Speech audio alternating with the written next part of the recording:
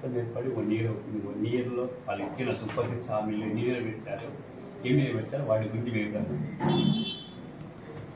ఈరోజు ఎన్నికల ముందు కూటమి పార్టీ ఏదైతే కూటమిగా ఏర్పడినటువంటి తెలుగుదేశం పార్టీ కానీ, బీజేపీ కానీ, అదేవిధంగా జనసేన పవన్ కళ్యాణ్కి సంబంధించినటువంటి 3 పార్టీలు కూడా ఎన్నికల ముందు ఇచ్చినటువంటి మేనిఫెస్టో మెయిన్గా ఈరోజు మనం చూస్తే సూపర్ 6 అన్నారు.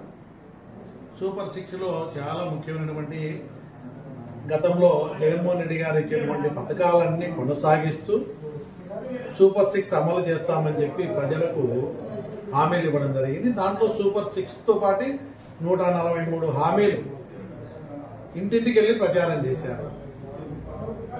బాబు షూరిటీ భవిష్యత్ గ్యారంటీ అనే కార్యక్రమం కింద ఒక ప్రోగ్రాం కింద తీసుకుని ప్రతి ఇంటికి ప్రతి కార్యకర్త కూటమి నాయకులు అందరూ కూడా తిరిగి మేము అధికారంలోకి వస్తే ఇవన్నీ చేస్తామని చెప్పి హామీలు ఇవ్వడం జరిగింది. దాంట్లో జగన్మోహన్ రెడ్డి గారు గతంలో ఇచ్చే హామీలన్నీ కొనసాగిస్తూ సూపర్ 6 కూడా అమలు చేస్తామని చెప్పినటువంటి పరిస్థితి మనం చూసాం. దాంట్లో అమ్మఒడి, గతంలో అమ్మఒడి కార్యక్రమం కింద జగన్మోహన్ రెడ్డి గారి నాయకత్వంలో చదువుకునే పిల్లలను ప్రోత్సహించడానికి అమ్మఒడి కింద 15,000 రూపాయలు ఇస్తాము. ఎన్నికల ముందు కూటమి నాయకులు చంద్రబాబు నాయుడు గారు అందు కూడా ప్రతి మీటింగ్ లో కూడా వాళ్ళు చెప్పింది ఎంతమంది పిల్లలు ఉంటే అంతమందికి అమ్మఒడి తల్లికి వందనం కార్యక్రమం కింద ప్రతి ఒక్కరికి కూడా 15,000 రూపాయలు ఇస్తామని చెప్పి చెప్పడం జరిగింది. అది ఇంతవరకు అమలు చేసిన పరిస్థితి లేదు. ఈరోజు అన్నదాత సుఖీభవ రైతు భరోసా కింద గతంలో ఇచ్చేవారు గవర్నమెంట్ జగన్మోహన్ రెడ్డి గారి నాయకత్వంలో. అన్నదాత సుఖీభవ కింద 20,000 రూపాయలు ఇస్తామని చెప్పారు. ఇంతవరకు 1 ఇయర్ అయినా కూడా ఆ పథకము ఊసేలేదు, ఇచ్చిన పరిస్థితి లేదు.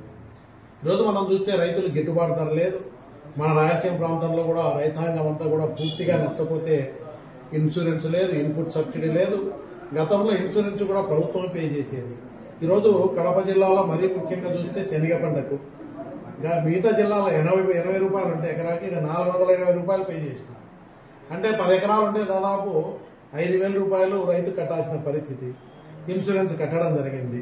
అన్నదాత సుఖీభవ లేదు, ఇన్సూరెన్స్ కడితే ఇన్సూరెన్స్ రాలేదు, నష్టపోయినటువంటి రైతాంగానికి నష్టపరిహారం రాలేదు.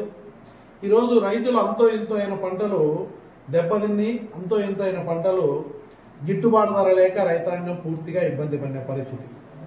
ఈరోజు రైతాంగాన్ని ఆదుకునేదానికి ఈరోజు మనకు గిట్టుబాటు ధర కల్పించాలి. దానికి ప్రభుత్వం ఒక నిధి ఏర్పాటు చేస్తామన్నా చేసిన పరిస్థితి లేదు. ప్రభుత్వం కొన్ని పరిస్థితులు కూడా ఎక్కడ కనపడక రైతాంగం కూడా పూర్తి ఇబ్బందుల్లో ఉంది. వాళ్ళు ఇచ్చిన హామీల్లో కనీసం వచ్చి ఆదుకుంటుందని ప్రభుత్వం ఎదురు చూసినా కూడా సంవత్సరమైన రైతాంగానికి జరిగి కష్టాల్లో ఉన్న రైతులు కూడా ఆదుకున్న పరిస్థితి లేదు. ఈరోజు పేదవాళ్ళ ఆర్థికంగా ఉన్న ఇబ్బందులను గుర్తించి దాన్ని ఓట్ బ్యాంకుగా మార్చుకునేదానికి ఇది ఏం చేశారు? ఆ రోజు 45 సంవత్సరాల నుండి 59 సంవత్సరాల వరకు 18,750 రూపాయలు జగన్మోహన్ రెడ్డి గారు గత ప్రభుత్వంలో ఇస్తా ఉంటే అది చాలా సందర్భాల్లో కూడా ఇది అనవసరంగా ఇస్తున్నారన్నారు. ఉచిత బస్సు పరిస్థితి లేదు. ఆ రోజు మీరు చూస్తే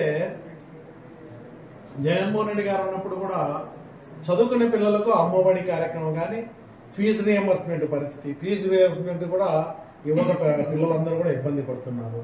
ఆ రోజు గతంలో వసతి దీవెన కింద కూడా పేదవాళ్ళని ఆదుకునే దానికి వసతి దీవెన కింద కూడా డబ్బులు ఇచ్చి చదువుకునే పేదవాళ్ళందరినీ కూడా ప్రోత్సహిస్తూ విద్య అనేది చాలా ముఖ్యమని చెప్పి జగన్మోహన్ రెడ్డి గారు నాడు నేడులో ఒక ప్రైవేటు సంస్థల కంటే కూడా అన్ని వసతులతో పేదవాడు చదివే గవర్నమెంట్ స్కూల్లో కూడా అన్ని వసతులు ఉండే విధంగా నాడు నేడు ప్రోగ్రాం కింద బ్రహ్మాండంగా స్కూల్స్ డెవలప్ చేసి ఫస్ట్ ఫేజ్, సెకండ్ ఫేజ్, ఇంకా కొన్ని మిగిలిపోయినటువంటి స్కూల్స్ ఉన్నాయి.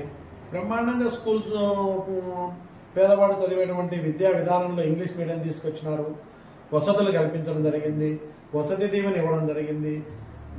రెసిడెన్షియల్ స్కూల్స్లో కూడా బ్రహ్మాండంగా వాళ్ళకి ఇచ్చేటువంటి ఆహారం కూడా పౌష్టికాహారం కూడా బాగుండాలని మంచి వసతులు కల్పించడం జరిగింది. పౌష్టికాహారం ఇచ్చి రెసిడెన్షియల్ స్కూల్ అన్ని గతంలో బ్రహ్మాండంగా ఫుల్ అయ్యేది. సీట్లు కావాలని ప్రభుత్వ రెసిడెన్షియల్ స్కూల్లో అన్నింటిలో ఎస్సీలు కానీ బీసీలు కానీ ఫుల్ అయిపోయి అడిగే పరిస్థితి, డిమాండ్ పెరిగి ఈరోజు విద్యా వ్యవస్థలో కూడా నిర్లక్ష్యం చేయబడింది. రైతులు ఇబ్బందుల్లో ఉన్నారు. పేదవాడి సంక్షేమాలు సూపర్ 6 అన్ని కూడా చేసే పరిస్థితి కనపడలేదు. ఆ రోజు ఆరోగ్యశ్రీతో పాటు ఆరోగ్య ఆసరా కార్యక్రమాన్ని కూడా కొనసాగించి యాక్సిడెంట్ అయినా, ప్రమాదాలు జరిగినా, ఏదైనా డెలివరీ అయినా ఆరోగ్య ఆసరా పనులు చేసుకోలేకపోతే ఆరోగ్య ఆసరా కింద కూడా డాక్టర్ రికమెండేషన్ ప్రకారం కూడా ఇవ్వడం జరిగింది. అదేవిధంగా డ్రైవర్లకు హెవీ లైసెన్స్ ఉన్నటువంటి డ్రైవర్లు ఎవరైతే ఉన్నారో టిప్పర్లు కానీ బస్సులు కానీ వాళ్ళందరికీ కూడా సంవత్సరానికి 15,000 రూపాయలు ఇస్తామన్నారు. ఎక్కడా కనపడని పరిస్థితి. అదేవిధంగా 50 సంవత్సరాలు నిండినటువంటి ఎస్సీ, ఎస్టీ, బీసీ, మైనారిటీలకు అందరికి కూడా పెన్షన్ 50 ఏళ్లకే ఇస్తామని చెప్పినారు. ఎక్కడ ఆ పరిస్థితే లేదు. ఇలా ఈ విధంగా చెప్పుకుంటూ పోతే ఆ మేనిఫెస్టోలో ఇచ్చిన విధానం చూస్తే బ్రహ్మాండంగా హామీలన్నీ ఇచ్చేసారు. కానీ ఏ హామీ కూడా పెన్షన్ మాత్రం 4,000 రూపాయలు ఇచ్చి అదొక్కటి చేస్తా ఉన్నారు. ఈరోజు వాళ్ళు ఇచ్చిన హామీలు ఏ హామీ కూడా మహానాడులు గొప్పగా చెప్పి బ్రహ్మాండంగా అని చెప్పుకున్నారు. ఈరోజు మీరు ఇచ్చిన హామీలు సూపర్ 6 కానీ 143 హామీల్లో ఎప్పుడు ఇస్తాము 5 ఏళ్లలో చెప్పిన పరిస్థితి ఎక్కడన్నా కనపడిందా? కనీసం ఎదురు చూస్తున్నారు.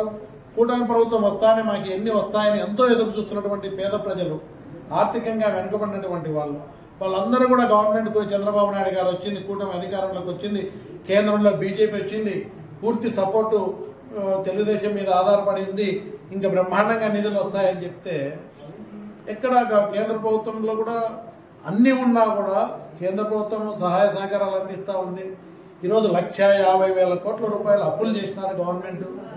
కానీ ఇన్ని అప్పులు చేసినా కూడా ఎక్కడ ఒక పథకం కూడా అమలు చేసే పరిస్థితి లేని పరిస్థితుల్లో ఈరోజు ఉంది.